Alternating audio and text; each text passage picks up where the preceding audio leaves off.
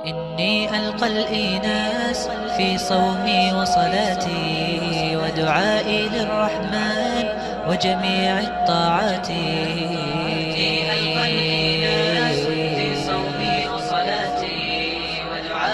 নাহমাদুহু ওয়া নুসাল্লি আলা রাসূলিহিল কারীম, আম্মা বা'দ। প্রিয় ভাই ও বোনেরা, প্রত্যেক মানুষই তার প্রিয় মানুষের নৈকট্য পেতে চায়। কারো অন্তরে যদি প্রিয় মানুষের নৈকট্য লাভের আগ্রহ না থাকে, তাহলে বোঝা যায় আসলে সে তাকে হৃদয়ের গভীর থেকে ভালোবাসে না। এটা হলো দুনিয়ার মানুষের ভালোবাসা বোঝার জন্য একটি ছোট্ট নিদর্শন। আর আমাদের প্রতিপালক আল্লাহ সুবহানাহু ওয়া তাআলা, তিনি তো ভালো করেই জানেন তার এমন কিছু বান্দা রয়েছে যারা তাকে খুব বেশি ভালোবাসে এবং তার নৈকট্য লাভে ধন্য হতে চায়।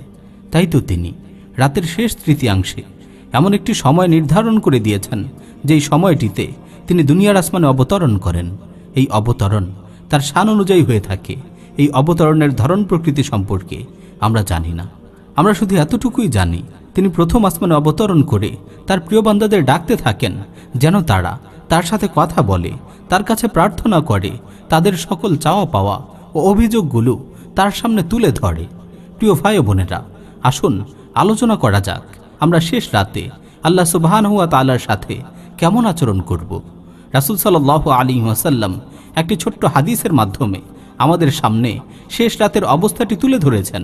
বুখারী মুসলিমের হাদিসে বর্ণিত হয়েছে, রাসূল সাল্লাল্লাহু আলাইহি ওয়াসাল্লাম বলেন, ইয়ানজিলু রাব্বুনা তাবারাকা ওয়া তাআলা কুল্লা লাইলা ইলা সামাঈদ দুনিয়া হিনা ইয়াবকা সুলুসুল লাইলিল আখির ইয়াকুল মান ইয়াদউনি ফাআস্তাজিব লাহ মান ইয়াসআলুনি ফাউতিয়াহ মান ইস্তাগফিরুনি ফাগফির লাহ। আল্লাহ তাআলা প্রতি রাতের শেষ তৃতীয়াংশে দুনিয়ার আসমানে অবতরণ করেন।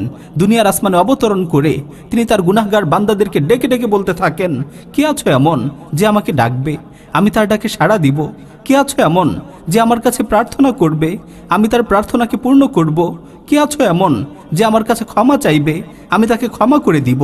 আল্লাহ সুবহানাহু ওয়া তাআলা ফজরের আগ পর্যন্ত এভাবেই তার মুমিন বান্দাদেরকে ডাকতে থাকেন। প্রিয় ভাই ও বোনেরা, রাতের সময়গুলোর মাঝে রাতের শেষ তৃতীয়াংশ হচ্ছে সর্বশ্রেষ্ঠ সময়।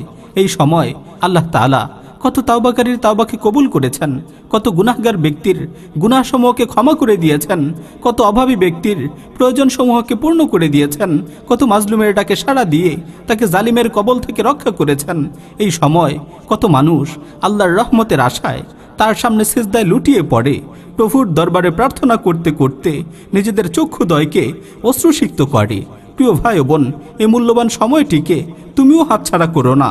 এই মূল্যবান সময়টিতে গভীর ঘুমে অচেতন হয়ে থেকো না।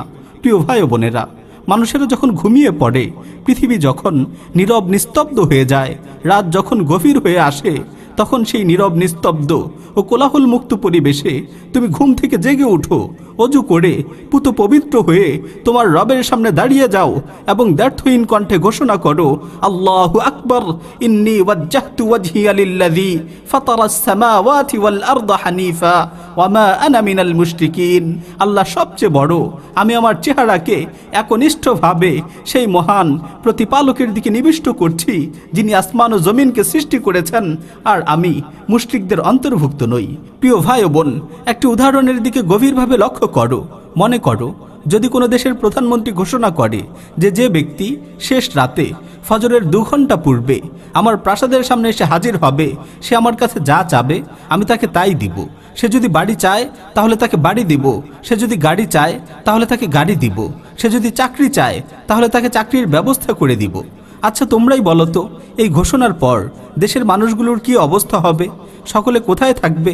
নিশ্চয় সকল মানুষ এই গভীর রাতে আরামের ঘুমকে উপেক্ষা করে প্রধানমন্ত্রীর বাসভবনের সামনে সিরিয়াল ধরে দাঁড়িয়ে থাকবে, কারণ তারা দুনিয়ার এক তুচ্ছ প্রধানমন্ত্রীর প্রতিশ্রুতিতে বিশ্বাস করে। অথচ আমাদের রব, আমাদের মহান প্রতিপালক, যার সাথে দুনিয়ার কোনো রাজা বাদশাদের তুলনাই হয় না, সেই মহান স্রষ্টা প্রতি রাতে প্রথম আসমানে এসে আমাদের ডেকে ডেকে বলতে থাকেন, আনাল মালিক, আনাল মালিক, মান যাল্লাযী ইয়াদউনি ফাআস্তাজিব লাহ, মান যাল্লাযী ইয়াসআলুনি ফাউতিয়াহ, মান যাল্লাযী ইস্তাগফিরুনি ফাগফির লাহ, ফালা ইয়াজালু কাযালিক হাত্তা ইউযিআল ফজর। আমি বাদশা, আমি রাজাধিরাজ, কে আছো এমন যে আমাকে ডাকবে, আমি তার ডাকে সাড়া দিব? কে আছো এমন যে আমার কাছে প্রার্থনা করবে, আমি তার প্রার্থনাকে পূর্ণ করব? কে আছো এমন যে আমার কাছে ক্ষমা চাবে, আমি তাকে ক্ষমা করে দিব? ফজরের রাত পর্যন্ত আল্লাহ তাআলা তার গুনাহগার ও অভাবী বান্দাদেরকে এভাবেই ডাকতে থাকেন, অথচ আমরা আল্লাহর ডাকে সাড়া না দিয়ে গভীর ঘুমে আচ্ছন্ন হয়ে থাকি।